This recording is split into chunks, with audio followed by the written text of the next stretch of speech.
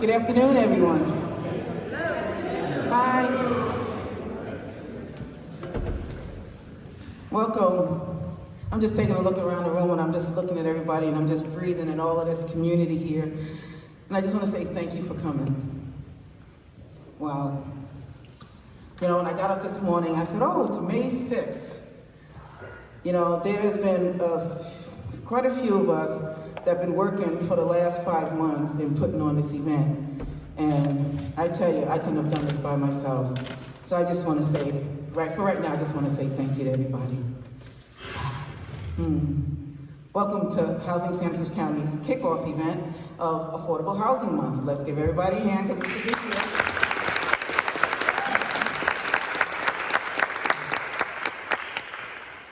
You know, today, I want to say today starts, you know, our kickoff, but, you know, a couple of nights ago, we had a screening of a really amazing movie at the Resource Center for Nonviolence. Thank you so much for opening up your home, Sylvia, you and your team, which really sparked a really deep conversation. And I was there Thursday night, and I was telling my partner, I says, you know, this is what the work is about.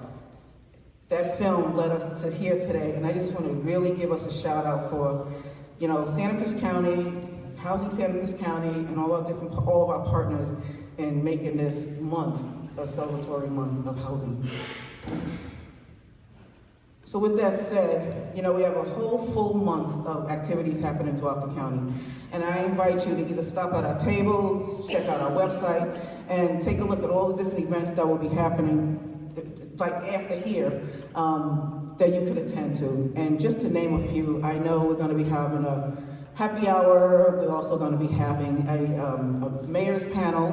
We're going to have some groundbreakings. I know Mid-Penn's going to be doing a groundbreaking. Yes, the Housing Authority is going to be doing the groundbreaking.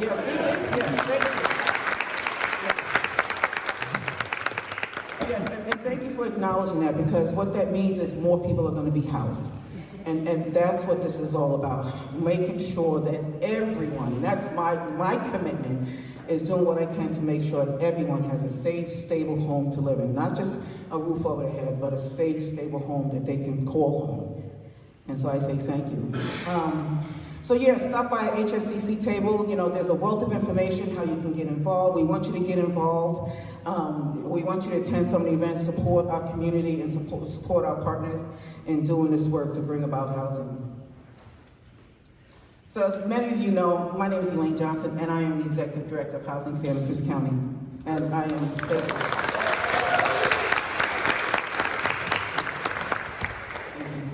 you know, and it's been, for the last 8 months, it's been an amazing, amazing ride to work with the community and doing what we can to bring about affordable housing in this county.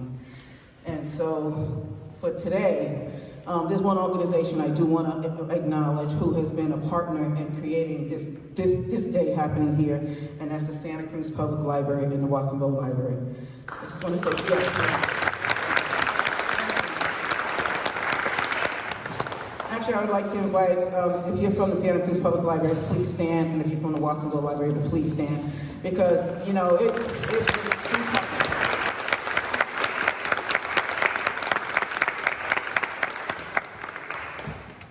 you know, as I was sharing with the Director of Library, Yolande, who will be speaking with us a little bit, you know, I was telling her the staff has been incredible, you know, and this is what I love about the work, you know, and this is that New York in me. Everything's relational, and, you know, you can't do this work by yourself. You have to have those community partners, and the library system here has been absolutely amazing, so I say thank you again. Thank you so much. And as you see on our screen here, we acknowledge in our 2023 partners. I want to just give a huge shout out to all of our partners that have stepped up to say yes to allow Affordable Housing Month to be the success that it is. And as you can see, there's well over 20 organizations that's been supporting us, and I just want to give an incredible shout out and say thank you. I also want to give a shout out to the Resource Center for Nonviolence for the support they have been giving us around some individual items as well during Affordable Housing Month that I'm just extremely in gratitude for. So thank you, Sylvia. Thank you for the work that you do in this community. Thank you for opening up your home on Thursday night and allowing us to kick off Affordable Housing Month with that film on Thursday night. So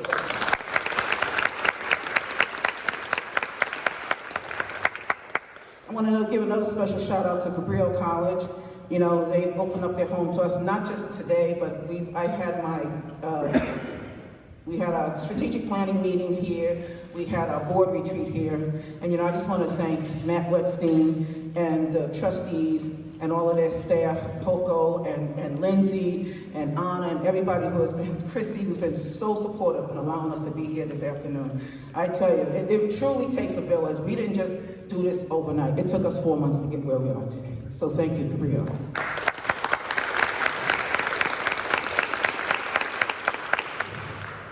And I want to acknowledge the electeds in the room. I see Supervisor Justin Cummings is here. I see Councilwoman Sonia Brunia just walked in the house. Am I missing anybody? Sandy Brown. Where you at? Sandy Brown, Councilwoman Sandy Brown. You know, I think it's extremely important to recognize our electeds, because one of the things I was thinking about this morning was, you know, I acknowledge them not just for the work they do, but I want to acknowledge them so that you know who they are as well, right? Because as we do this work in the community, you know, it's important that you know who our electeds are and who you can go to and talk to, because they're very nice people. They're willing to talk to you, right? When you have concerns, or you just want to be part of the solution. You know, as I tell someone, housing doesn't have to be a bad word. It doesn't have to be so loaded, right? There is so much work happening in this community right now that I'm very pleased with.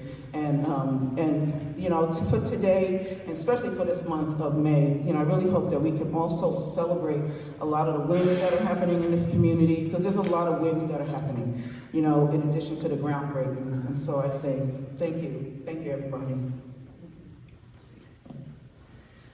And I would be remiss if I did not acknowledge my staff and my board.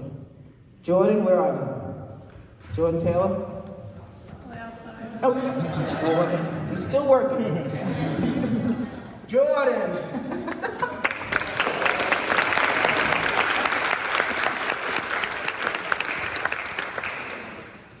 Like I said, it takes a village. And Jordan and I, we've been working really tirelessly day and night to make not just this day, but this month and this year and going forward as best we can. So Jordan, I want to thank you so very much. Thank you. Back at you. And I want to acknowledge the Housing St. Louis County Board. If you're in the house, will you please stand, show folks who you are. And I just want to say thank you.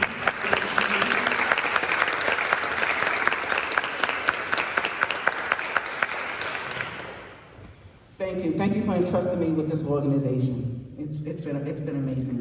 Appreciate this. Thank you, Elaine. Oh. Thank you.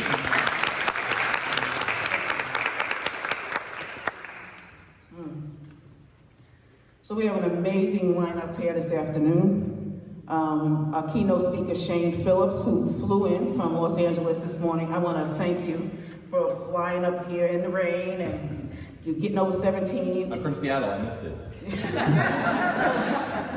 And to be with us here this afternoon. I was so grateful when I reached out to you and you said, yes, I want to be a part of this and you wanted to join Santa Cruz County. So thank you for being here with us.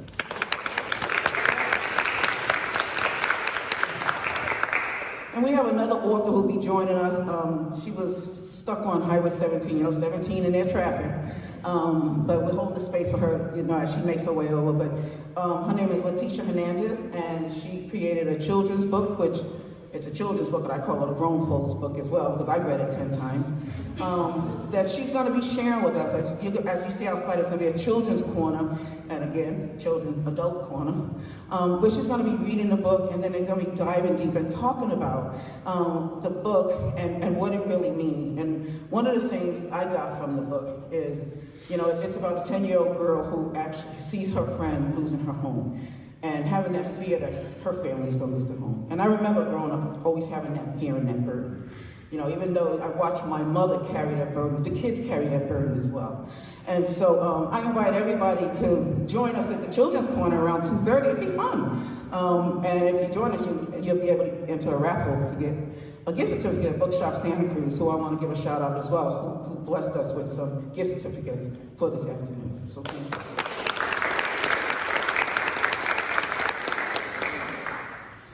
So now I'm going to invite up Yolande Wilburn. She's the Director of Libraries, and she's going to speak with us a little bit about what the library's been doing. And again, I want to acknowledge Yolande and her team for the amazing partnership that we've had.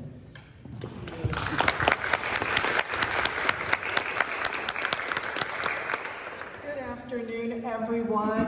Thank you all for coming today. It's amazing to look out here and see so many faces that are committed to learning something new today and trying to figure out how we can bring more affordable housing to the Santa Cruz County area. I have to tell you, as many of you know, I'm relatively new to Santa Cruz, and so it has been my greatest challenge since coming here to find housing.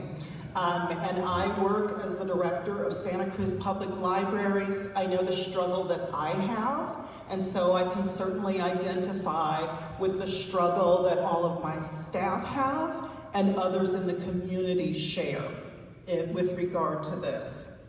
I do want to just take a moment to say that, you know, the Santa Cruz Public Libraries is all about lifelong learning. We love it when we get to explore something new, and we're all about helping to foster conversations like this. These are not easy conversations. Elaine sort of alluded to that this is something that we all share the burden of, and I think there are solutions out there. We just have to figure it out. I want to take a moment to thank the staff who, Jesse, Susan, I know Jessica Goodman played a big role in this, but I remember back in, I want to say January, I was down at the downtown library and Jesse and Elaine were beginning planning for this Affordable Housing Month. And so really just appreciate all of the great work that our staff do every day and working with our community partners, so thank you. I want to just encourage you all to take time to check out some of the other Affordable Housing Month programming that's taking place across the city. You can certainly go to the Housing Santa Cruz website, as well as the Santa Cruz Public Libraries website. We have information in our events calendar about programs that are going on, and I'm happy to invite you all, if you enjoy today's discussion, please join us on May 30th from 5:30 to 7 p.m. at the downtown library. We will be holding a discussion, a panel discussion that will include our wonderful co-host here with me today, Elaine Johnson, will be there on the panel, as well as County CAO, Carlos Palacios, will be joining us. We will also have Jenny Panetta, the director of the Housing Authority, will be there, and Dr. Robert Ratner, director of County Human Services. As you know, we have lots of agencies across the county that are working on this, lots of partners. I believe we can solve these issues. I think we can solve this. We can send people to the moon. This one we can solve. So please be sure to register for that event. We recommend that you do register, but you're also welcome to stop by. If you forget to register, we'll try and get you in the room if it's filled up. I know Jesse will make room to try and get everybody in.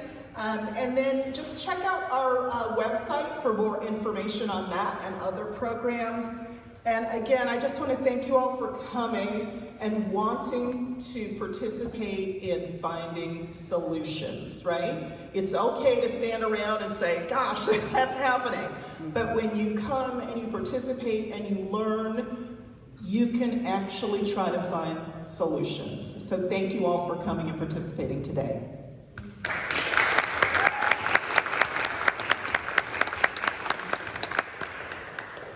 And before I introduce our speaker for today, I just want to make an announcement, and I will announce it again. We have another author who will be flying in from Florida on May 11th to speak to Santa Cruz County, and her name is Dr. Tiffany Manuel, AKA Dr. T. And 2 weeks into the job, I got introduced to her, and I find her absolutely amazing. And she's going to come and do a workshop, and then be a keynote speaker and do a presentation. The presentation is free, so I invite you all to attend. And she's going to talk to us. She ain't going to just talk to us about housing. She's going to talk to us about how we can stand in our boldness, as leaders of the community, to not accept no as an answer, to uplift us and encourage us and inspire us. And so I highly recommend that you come out and check her out. And you can sign up for that on our website as well, or at our table.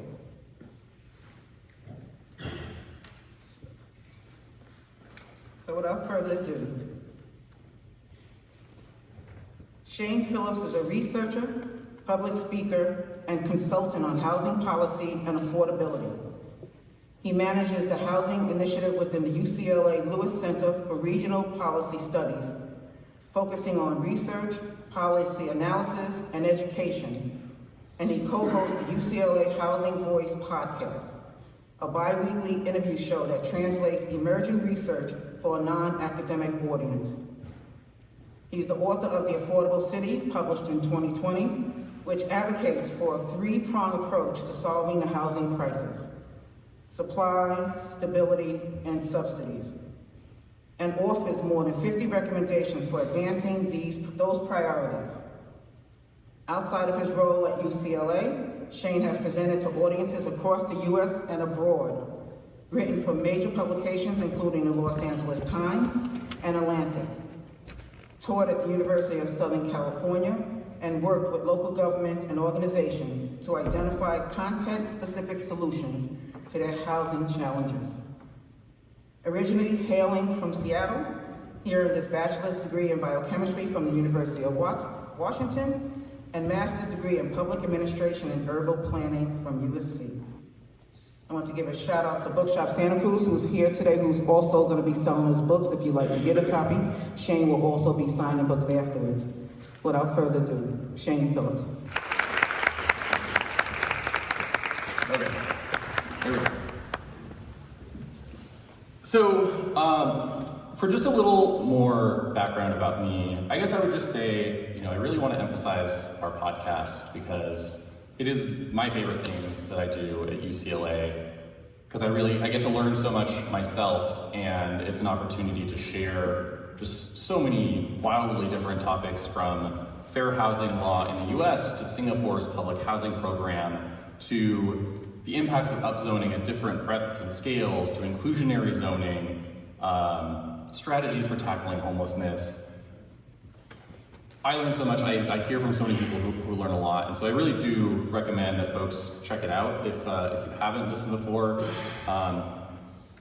The purpose of that podcast and a lot of my other work is to take what is known in academia and to share it and help recontextualize it in ways that are accessible to policymakers, practitioners, advocates, really anyone interested in making a difference on housing. A few years ago, I wrote a book called The Affordable City with really a similar purpose, which was to serve as a sort of handbook for those who want to get more involved but don't necessarily know where to start or what to support. I personally just really love learning how things work and finding ways to help other people understand them better too. And part of what drew me to housing, I think, is that it's so complex and interconnected, and also so fundamental to our success as individuals and as communities. My background involves moving out of my parents' house at 16, never graduating high school, and not really figuring out what I wanted to do with my life until my late 20s. And so I do have personal experience with housing insecurity as well. So hopefully, by bringing all of these perspectives together, I can be of some service here today. And if you're left with any questions when all this is done, I don't know how much time there is for Q&A, but you have an open invitation to find me afterward, via email, whatever you like. Something I do want to set here as a baseline, because I do get pushback on this sometimes, is that housing affordability and instability is a problem we can solve. We are not totally at the whims of globalism, capitalism, political partisanship, whatever else. Those things matter, but we do have agency, and the actions we take locally will make things better or worse. We really only have to look around the country or around the world to see that there are places dealing with exactly the same external forces, sometimes much stronger external forces, and yet they're doing much better than we're doing in California and that, frankly, Santa Cruz is doing here. It is not all that difficult to find smart ideas on how to improve housing affordability and stability. What cities and regions often lack is not ideas, but a sense of urgency. Or they're in denial that they have a problem at all. And in those cases, I think they're not really looking for answers. They're looking for excuses to stay the course, to really place the responsibility or blame on someone else. I heard that. I've reached the conclusion, and I imagine this will resonate with some folks, that housing affordability is more of a political problem than a technical one. I don't doubt that many of you feel the urgency around this problem, that's why you're here, but you're probably very aware that there are many others who are quite comfortable with the status quo. I'm hoping that you can leave here today feeling a little better prepared, at least to communicate with those folks, whether they're your neighbors or your elected officials. Even when people are not in denial about the housing crisis, they, in my experience, often think they know the answer, and it is often a pretty simple solution that they have in mind. It's either throw money at the problem, let developers have free reign, pass rent control, whatever your kind of personal issue is, just do that, everything will be fine. And my message is that none of these things is enough by itself, and we really will need to recognize the value in all of these different strategies and many more if we're going to make real progress. Housing policies and housing markets are complex things, and making them work better requires a really comprehensive approach, sort of full court press. And I also think that a more inclusive and all of the above approach to these technical policy questions around housing also holds the solution to many of the political challenges as well. So we'll get into that in a bit, but let me just start here, which is to say that at a high level, cities and towns, in my view, really only have three possible futures. Obviously, there are going to be nuances and subtleties to this, but over the medium and long term, cities are either shrinking or they're growing in one of two ways. If you are in demand, as Santa Cruz certainly is, you're going to grow in one way or another, and you've really got two options for how to do it.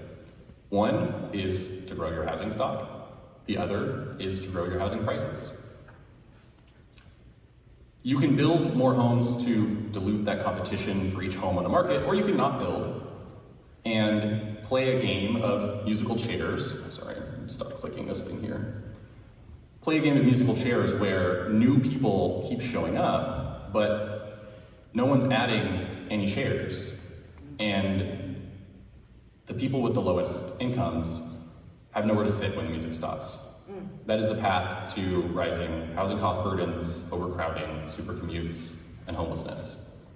The third option is really only for places that people don't really want to live or stay in, and those places are stagnating or in decline.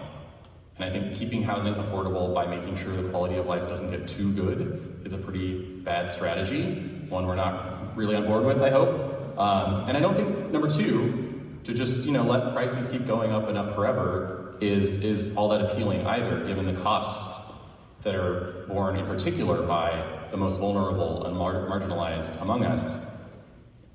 It has to be that first option, which means building homes and accepting the change that comes with that. It's not the only thing, but that is an important thing.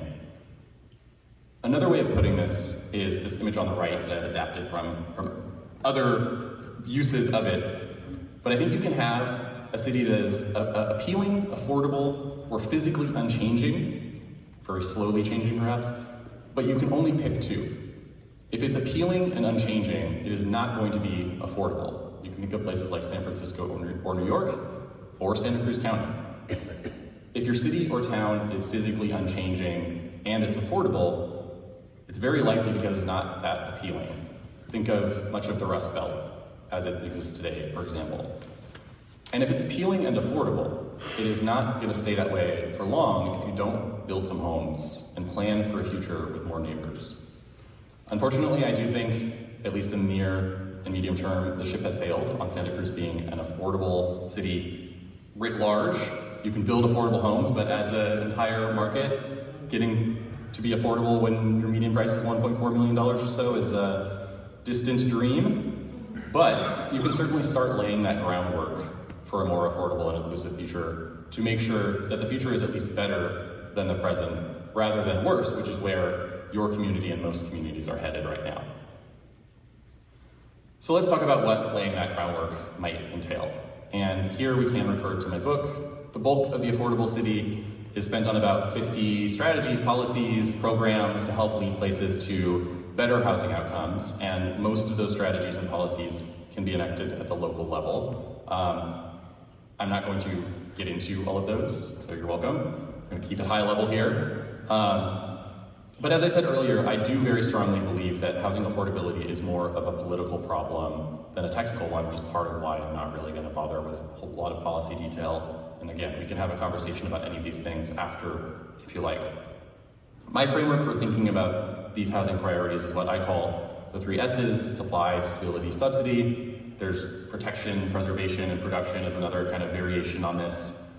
But from this framework, supply first just means building enough housing to meet both current and future needs. So not just population growth, but demographic changes as household sizes shrink, long-term economic shifts as jobs and the way we work change, environmental and social goals, and so on.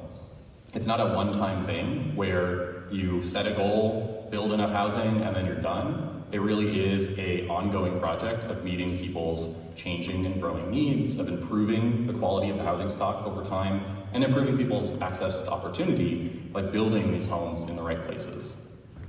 Stability means protecting vulnerable households and communities, whether that vulnerability stems from low and volatile incomes, the ways that systemic racism has disadvantaged and continues to disadvantage many of our friends and neighbors, larger economic forces that are outside of our individual or even necessarily regional or national control, or really any other source. I want to be clear that stability is not about stasis, but it is about security and some measure of predictability. Subsidy just means spending money, public money, which we really all have some responsibility to contribute to, especially those of us who have profited most from the housing market we've lived in for the past several decades. You can't have a successful overall approach to housing if you're not willing to spend some public resources on it.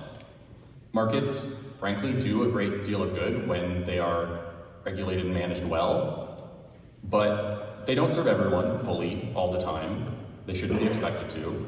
Markets need to be regulated to promote the outcomes that we want to see, and we need public investment to support the people and places where markets fall short, as they will.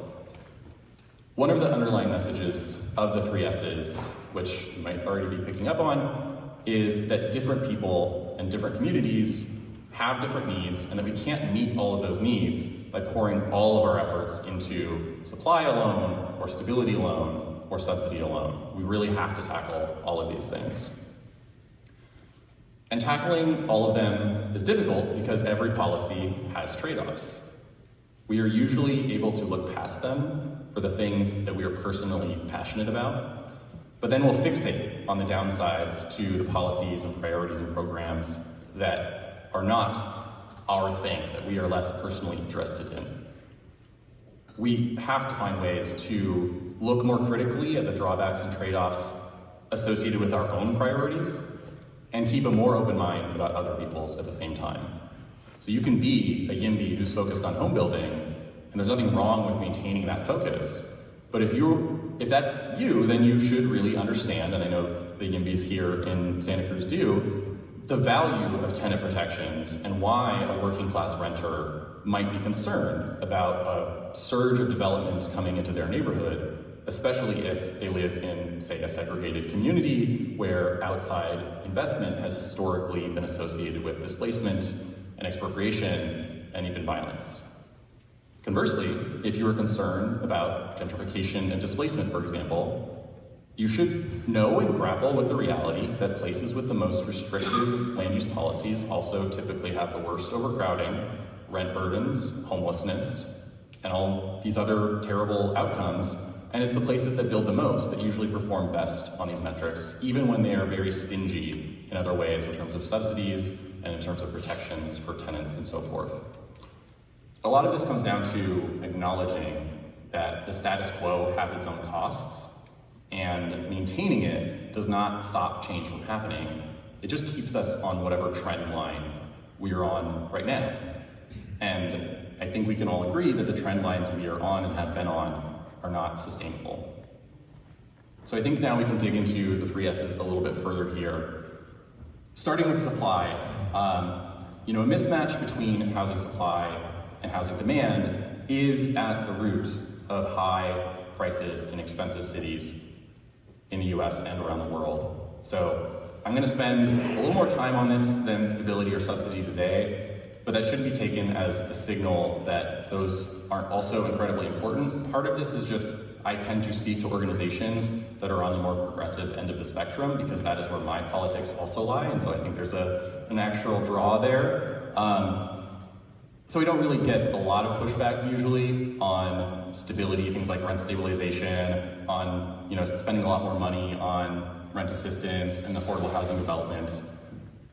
When it comes to supply, I get much more skepticism, and in my view, that skepticism explains it is really the reason why left-leaning cities have become so much more unaffordable than other parts of the country, because we have not accepted that the supply side of this really is important. So fundamentally, making housing supply a priority is about acknowledging that we live in a world of economic and physical constraints, and they can't just be wished away. Physically, a growing and aging and changing population demands a growing and diversifying stock of homes. The United States has a very serious inequality problem, and that extends to housing, but you can't redistribute your way out of a shortage. When it comes to housing, we have a distribution problem and a scarcity problem, and we need to address both. Taxes and subsidies are generally how we address distributional issues. There are other ways, but that is a key solution to them. But to reduce scarcity, you do ultimately have to build stuff. So in addition to that physical reality, there's the related economic fact that when housing is scarce, homeowners and landlords really hold all the cards, and they hold them at the expense of home buyers and renters. There's a direct trade-off here. The wealth of current homeowners comes at the direct expense of future generations. The way that we have structured our housing market, in particular over the past 40 years, is we are not really building wealth through housing so much as we are transferring it from the people with the least to the people who already have the most. And that transfer isn't even helping homeowners in an equitable way, because more than 80% of home equity is owned by the top 20% of homeowning households. On the renter side, what we know is that when the vacancy rate falls, rents rise faster. When vacancy rates are at their highest, rent growth is at its lowest, and vice versa. We have really decades of evidence at this point showing that when cities build more housing, they are better able to keep rents and home prices in check. And that strategy does work, whether the new homes are market rate or subsidized. We certainly need both, and I want to be very emphatic about that. But we observe this effect from the level of the metro area all the way down to the neighborhood and the block level. And I'm going to be even more emphatic here about an idea that has become controversial in some circles, perhaps with some folks in this room, certainly many folks in this county. This is an idea I don't think should be controversial, but it is. Building housing lowers housing prices. It just does. It would be nuts if it didn't. And to be clear, I am talking about lowering prices relative to if you didn't build, relative to building less. It's not to say that, well, if we just build a few homes, prices are going to go down. But if you didn't build those homes, prices would be a little higher. This is just the world we live in. And that's actually a good thing, right? Because that means we have a solution here. There is this idea, though, that building homes attracts rich people and thereby drives up the price of nearby housing. But by and large, that is just wrong. There's not a lot of evidence for that at all. I'm originally from Seattle, and if you've moved from one part of the country to another, you probably understand this pretty intuitively. Those of you who have moved to another county or state at some point in your lives, did you start the decision-making process before even thinking about work or family or anything else by, scrolling Redfin or something and trying to find which cities had the nicest new housing, and then I'm gonna move there because that housing was there? Anyone? I don't. If you did, I want to talk to you. You're a very interesting person. But I don't think that's really how people go about it. It's what we actually do, and what I think all of us should have the freedom to do is we get a job or a college acceptance offer, or our family circumstances change, or we just decide we want to live in a new place, and then we look for housing in that place. Most of us don't limit our search to new housing, or even necessarily prefer it. And even those of us who do prefer it and want to live in new homes will usually settle for older housing if no new homes are available, because there's something drawing them to that place. It's not the new home. That's why refusing to build new homes really just exacerbates this problem. It does nothing to change the fact that people want to live in your city, and it doesn't stop them from doing so either. It just means that the people in your city already here, who might like to live in a newer home, a smaller condo, whatever, are stuck in older ones, and the people who want to move to your city, and usually will, just have to compete with everyone else for the older stock of homes. I think the reasons that home building keeps rent prices and home prices in check are pretty intuitive. It really just comes down to competition. But if you'll indulge me, because I am a researcher and not just a guy with a lot of opinions, though I do have a lot of opinions, the most convincing empirical research that I've seen on this comes from Evan Mast in the US and Tuukka Saarima in Helsinki, Finland. When new market rate homes come on the market, they tend to be fairly expensive compared to older homes. That I don't think should be surprising, because new things usually are more expensive than older things. Even the subsidized homes that are being built in Santa Cruz and around the country cost a lot. They are just inexpensive because we subsidize them. Again, not an argument against that housing cost. But what both researchers found in separate studies, one again in the US and another in Finland, is that when new market rate homes are built, they catalyze a process which Mast calls migration chains. And to try to put this like as simply as possible, say you've got a new apartment building just opened up, the person who moves into one of those units is going to be relatively high income most of the time, but they're leaving behind a unit, in most cases, that is a little bit lower quality, maybe a little bit less of a nice location, and than the one they're moving into. And so if the new home they moved into costs, say, just to put a number out there, $3,000 a month, maybe the one they left behind was $2,500. And that's a home that very likely would not have been available if not for that new unit being built. Whoever moves into that $2,500 unit is probably also leaving behind a slightly cheaper unit, maybe $2,000, maybe $2,200 a month. And down that chain we go, such that for every 100 new market rate homes that get built, even though they are quite expensive, and always have been, just to be clear, this was true in the 80s just as it is today, they lead to new vacancies in somewhere between 45 and 70 units in neighborhoods with incomes below the median income for that metro area, and that all happens within a year or two.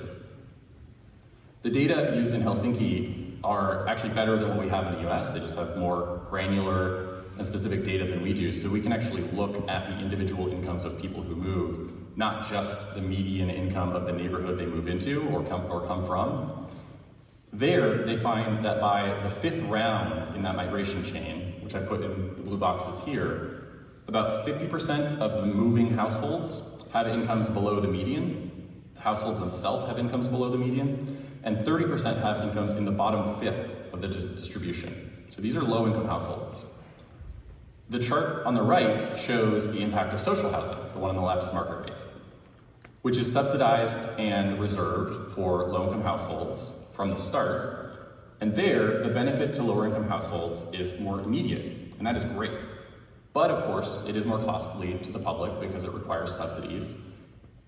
That's, again, not an argument against this. It just means we have limits on how much we can afford of the one on the right, and there's really kind of no limit on the left if we just let some folks build housing. This really, I think, illustrates the synergies between different priorities, and we'll get into more of those later, but in this case, supply and subsidy. One way of looking at this is that building a market rate unit is kind of like building roughly half of a subsidized unit without the subsidies. Again, every 100 market rate units creates openings of about 45 to 70 units in much more affordable neighborhoods, and that eases the pressure on prices and rents and ultimately land, which means it helps our subsidy dollars go further too. And there's absolutely nothing about building those market rate homes that actually keeps us from building as much subsidized housing as is humanly possible. These things are compatible, and we're wrong to pretend otherwise. At this point, you might be wondering, I think this is a fair question, if these migration chains really work as advertised in a smaller and somewhat more remote county like Santa Cruz. My honest answer is they probably don't work quite as well. A lot of this analysis took place in larger cities, larger metro areas. It was across a whole bunch of them, and so it's not just one area. But you know, this is a smaller place, and so I think the rules are gonna apply a little bit differently. But at some level, it kind of doesn't matter because you still have to grapple with that reality that if someone can afford to move into a market rate home in your region, they can certainly afford an older home too.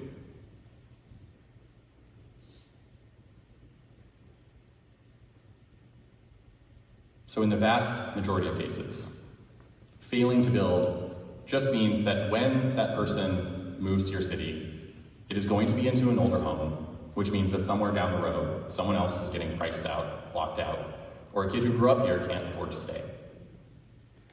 So I know I've kind of skipped over an important point here, which is to say clearly and directly that we have not been building enough housing in this country, and especially in California, and especially in Santa Cruz County.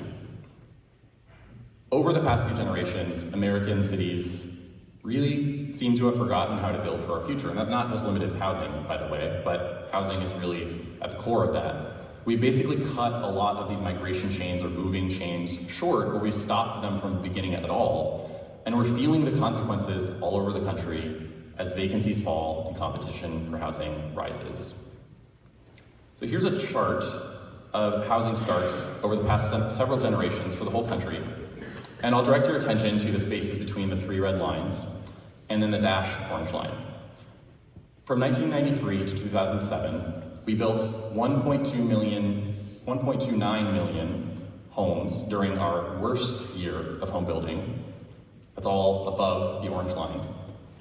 Over the next decade, from 2008 to 2018, our best home building year was 1.25 million homes, which puts it all below the orange line. So to put that another way, our best home building year of the past decade was worse than our worst home building year of all of the preceding 15. The numbers, as you can see, have climbed a bit since 2018. We have a very, very large deficit to make up for. And putting this all in terms of per capita production, averaging things out over this entire period since 1980, things look roughly like this. We've declined from around 6 units per 1,000 residents per year being built in the 80s to around 4 per 1,000 residents today. It's a 1/3 cut.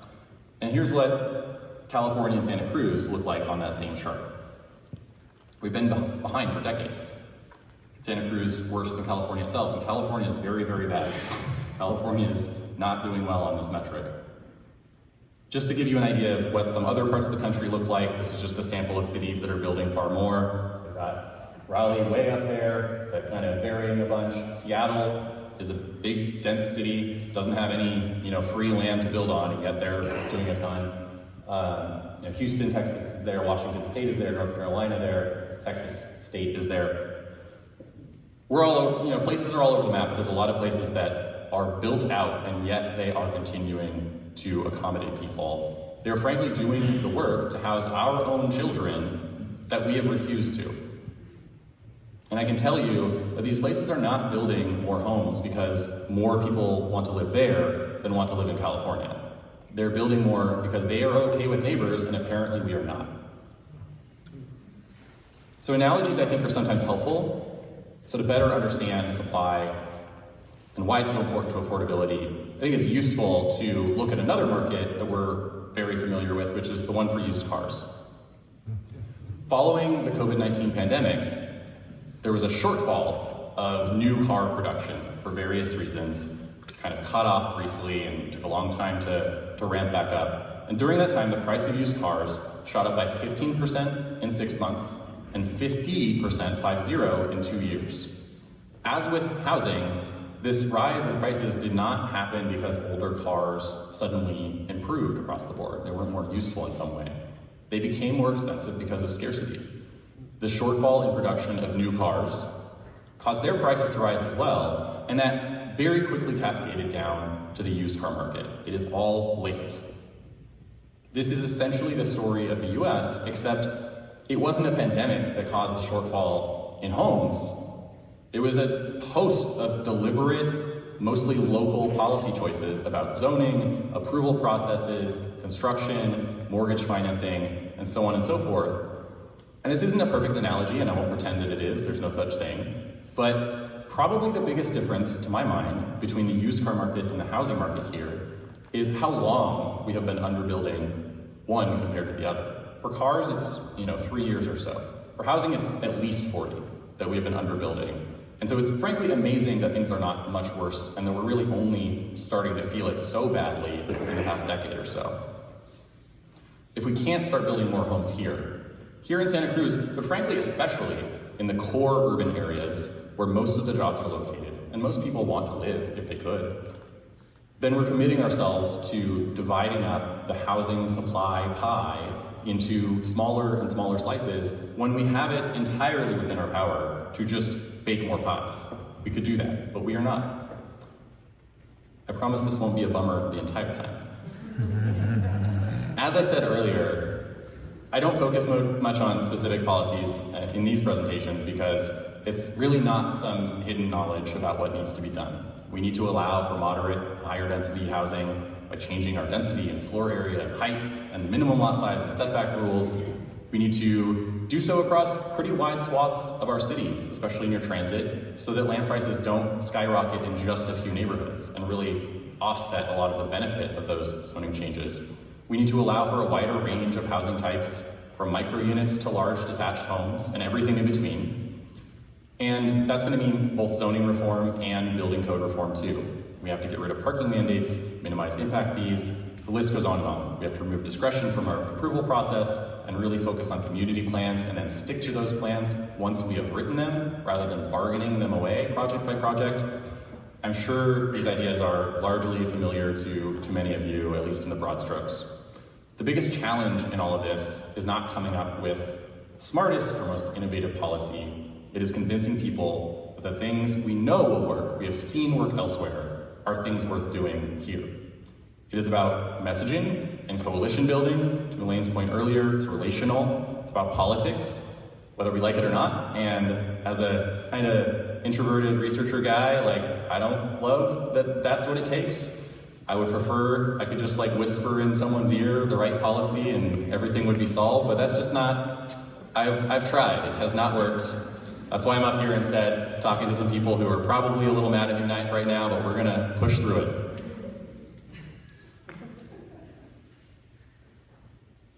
So I think if we want our policies to be implemented, then we need to do the work of convincing people that they will benefit from those changes. And part of that comes down to having something to offer everyone, which will bring me to the next S, which is stability. This one is really important, even if the folks in this room may not need much convincing about it. I think it's worth stating it anyway. Once again, stability policies are about protecting vulnerable households and marginalized communities, and sometimes affordable houses and apartment units themselves too. But to compare supply to stability in a more philosophical way. If supply is about acknowledging these economic and physical realities, then stability is about recognizing and honoring our moral obligations. You can argue that things like rent control and just cause eviction protections and right to counsel could reduce the supply of housing in various ways, and thereby make matters worse rather than better. The fact is, tenant protections, housing preservation policies, and other stabilizing policies can have that effect if they're designed poorly, or if they're enacted in isolation without considering other complementary supply reforms. But if we look ahead to our future as a society, I hope we can all agree that it should not be one where someone can have their rent hiked up 30% overnight or more, where they can be evicted for any reason or no reason at all, where being a renter doesn't relegate you to second-class citizenship. We treat renter precarity like the grease in the machinery of the housing market, where we rely on their uncertainty and unpredictability and instability and displacement to keep the gears turning. We believe that things will not work if renters aren't forced to live that way. And we have to move past that and start treating renters with the dignity that they deserve as human beings. Most renters don't know if they will be living in the same home 2 years from now, even if they would really love to. They don't know if they'll be paying the same amount, or double, or anywhere in between. Increasing the supply of housing can help with this because, as I said, it's usually the places that build the most that see rents increase the slowest, but that does not fully address the fundamental instability and insecurity of being a tenant in America. It will not. For that, we do need dedicated policies that affirmatively grant a right to greater household stability, even if that means compromising some of the rights of landlords, for example, to charge however much they like, regardless of circumstances, regardless of their investment, and so forth. At a minimum, renters deserve protections against exorbitant rent increases, no-cause evictions, substandard living conditions, harassment, and we are so far behind other developed countries on these metrics, even in California, and we are leading the country in many respects on these kinds of protections. One I always like to point out, because it just blows my mind, is, I don't know if it's all of France or just Paris, they don't allow any evictions from October to March, I think, just none at all, because it's too cold. And they don't want people to be out on the street during that time. 6 months of that year, they just don't allow them. We have a long way to go. So finally, the third S, subsidies. When it comes to supply, we know the market doesn't work for everyone. Well-designed markets can and do often serve most people more efficiently than government and effectively than government. Depends on the market, but it's certainly possible with housing as well. But they inevitably leave some people behind. And even though stability policies are important, they're really about protecting people from a worsening of circumstances. They don't have a lot of power to proactively improve people's lives. Sometimes you just have to spend money to make that happen. The reality is we already spend a ton of public money on housing.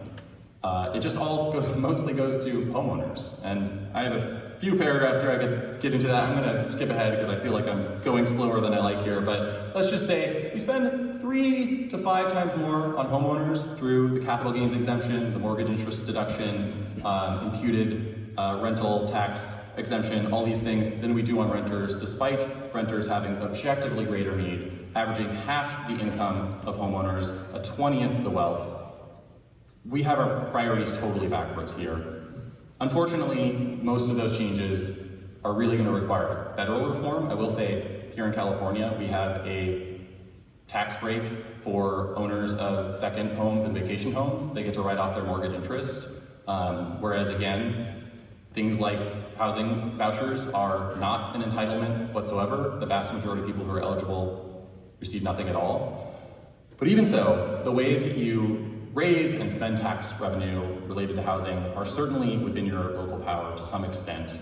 A lot of cities rightly note that the federal government holds the biggest purse strings and should do more, but then they just stop there. Just point the finger and move on. But almost every city could and should do more on its own. It just requires, frankly, capturing even a small share of the incredible wealth that has been generated for property owners, not by property owners, but for property owners by the entire community over the past several decades.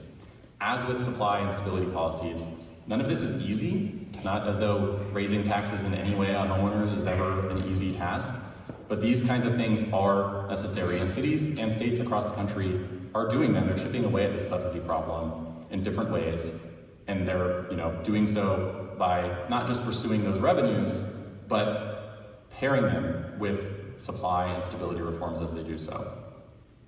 But one of the things I've learned over the past couple of years is that when people hear about these 3 S's or read about them, they can be tempted to pick and choose like it's a menu. They'll like the argument in favor of supply policies like upzoning, but not stabilizing ones like rent control, or vice versa. Or they'll like the idea of more subsidies for affordable housing, but not so much the idea of a stronger private market for housing production. And so they'll pick out the policies from 1 or 2 yeses and then just ignore the rest. I, of course, unfortunately, have no power to stop you from doing that, but I do want to drive home why I think that is the wrong approach and be very emphatic that if you do that, you are really missing the point of the book, of this presentation, and you're ultimately going to fail to produce long-term sustainable affordability. If supply is your only priority, that's better than prioritizing nothing, which is what most places are doing right now. But it's only going to carry you so far, and a lot of people are going to be left behind with their needs unmet. The same goes for stability, and the same goes for subsidy. Taking those siloed paths is also going to make it very difficult to actually carry out your priorities because you're not going to have many allies around to back you up. Again, this is coalitional work, which you all know well. But I prefer to think about this as a sort of 3-legged stool for affordable communities. Something that is sturdy and resilient when all the legs are in place, but if you remove any one of them, it will topple right over. Supply without stability can mean over-concentrated development that leads to unnecessary displacement and disruption, and I think this approach to housing production, which might at times feel or sound like urban renewal from the old days, is why many people remain skeptical of infill development in the US, building homes in the middle of cities again. We don't have a good track record on balancing these goals, and we need to learn from the past and do better. Supply without subsidy, again, means that many poor or otherwise struggling households still have too little income to afford even the lowest quality housing on the market, and they are left behind. Stability without subsidy, or stability without supply or without subsidy, it's managed decline. It is not progress.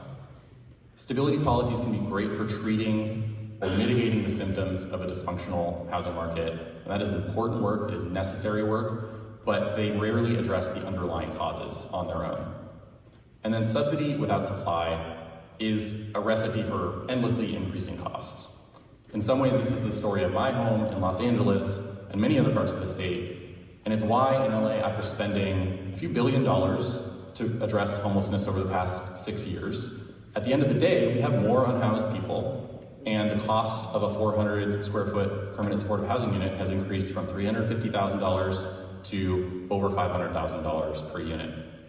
That is really what the question you need to ask if your focus is solely on the subsidized end of the affordable housing market is, how are you going to ensure that if it costs $600,000, $700,000 to build a subsidized unit today, that it's not going to cost $1 million in 5 years or 10 years? And doing nothing but pour more money into the problem, which is an essential part of the solution, but doing nothing but that is a guarantee that in 5 or 10 years, the cost is going to be even greater. And all the money we're spending is getting us less and less, fewer people are being helped by it. So I've repeated this over and over, but I just really want to be clear. Just because subsidies are not enough on their own does not mean they're not essential. In LA, the billions that we spent over the past 6 years allowed us to help thousands more people off the street each year than we had been doing before. But because we failed to make much progress on those other housing priorities, on stability and supply, the number of people becoming homeless every year has been growing even faster. We would be in a worse place without those subsidies, And more would be immensely helpful, but they will never be enough by themselves. Just as stability policies will never be enough by itself, just as supply will never be enough by itself. So that's my case for the 3 S's, why I think they're important, together and separately. But to bring this all the way back around to politics again, supply, stability, and subsidy matter not just for what they can do and who they can help, but because of the coalitions that I think they can help us build. I don't need to tell you all how hard it is to make change. I think especially the folks in elected office here today. In anything, really, but I think especially in housing, there aren't enough YIMBYs to end exclusionary zoning all by themselves. There aren't enough tenant advocates to enact rent stabilization alone. There aren't enough environmentalists to establish growth boundaries by themselves. There aren't enough affordable housing developers and advocates to lobby for more funding without support. There are so many things that we have to do here, and we will not get them done alone. We need to have something to offer people with diverse interests, diverse backgrounds. We need a positive vision that feels inclusive and hopeful, and that means finding ways for all of these priorities to coexist because they are a priority to different people at different times. I didn't get to talk about details about how that will work, but I promise you the hardest part is just accepting that it is possible. I think I'm gonna skip over because I feel like I'm running a little over time and I wanna give, I don't wanna take everyone else's time. I'll just say, maybe I'll skip ahead to, I'll just skip ahead here really quick to talk about some outcome-driven coalitions that have been popping up over the country. As someone from Washington State, I always like to mention Seattle's Housing Affordability and Livability Agenda, or HALA. This was a very ambitious plan. It was a result of a 28-person committee appointed in 2015 by the mayor and city council members. The committee had representation from tenant advocates and landlords, environmentalists, urbanists, faith groups, labor unions, architects, affordable, for-profit and nonprofit developers, community-based organizations, and others. They spent nearly a year working out a consensus plan with 65 recommendations. It was not easy. One of the committee members described it as a 10-month, 28-direction hair pull, and there was major backlash to some of the recommendations when they came out. But 5 years later, the city had made at least modest progress on nearly every recommendation, and about a third of them had been implemented in full, including some of the most impactful on the list. They increased funding for affordable housing, they reformed parking mandates, they rezoned neighborhoods all over the city, such that Seattle builds more housing per capita than pretty much any large city in the country now. They strengthened tenant protections, reformed the building code, addressed legal rules that make it difficult to build condos. They allowed accessory dwelling units citywide, and a whole bunch more. That plan did not go on a shelf, and I think that can be attributed to 3 things: the diversity of interests represented on that committee, the requirement that they reach near unanimity for a recommendation to be included in the report, and the coalition that formed around HALA and continued pushing for implementation in the years that followed. The people didn't all just separate, go in their separate ways, and hope that things came together. The people involved in that committee and the community around them came together and kept pushing to make sure that plan actually became something. You can find similar stories of this around the country, in Oregon, and increasingly in Minneapolis, now statewide in Colorado and Arizona and even Montana. As I come to the close here, I'm gonna challenge you quickly and then end on a positive note, as I said I want to do. Santa Cruz has a real responsibility to build more homes, market rate and affordable, in addition to supporting vulnerable households, renters in particular, and investing in more housing-related subsidies, which will probably require raising taxes in one way or another as well. You are home to a major university and one of the worst homelessness crises in the country. And that is not a problem you can entirely lay at the feet of people or politicians outside of your borders. Choices you have made locally contributed to that problem. You're not unique in that respect. I'm not calling you out specifically, but you have culpability here. And when it comes to the actions you take locally going forward, I want you to consider whether you personally are supporting things that might challenge your preconceptions or your ideological commitments. And if not, I would ask you to consider whether your comfort might actually be more important to you than solving the crisis. Do you really want to solve the problem with all the hard work, and change, real change that it will entail? Or do you just want to look like you're trying to solve the problem? It is easy to open your wallets, but it is much harder to open your neighborhoods. And that's what we really need here and across the state and country.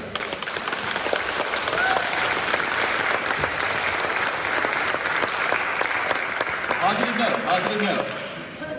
I'm not as much of a scold as I might seem up here. Very friendly off stage.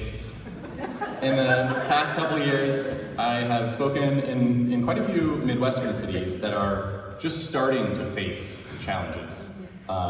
Central and Western Michigan, Columbus, Ohio, and elsewhere. And they're often some of the only growing cities in their regions.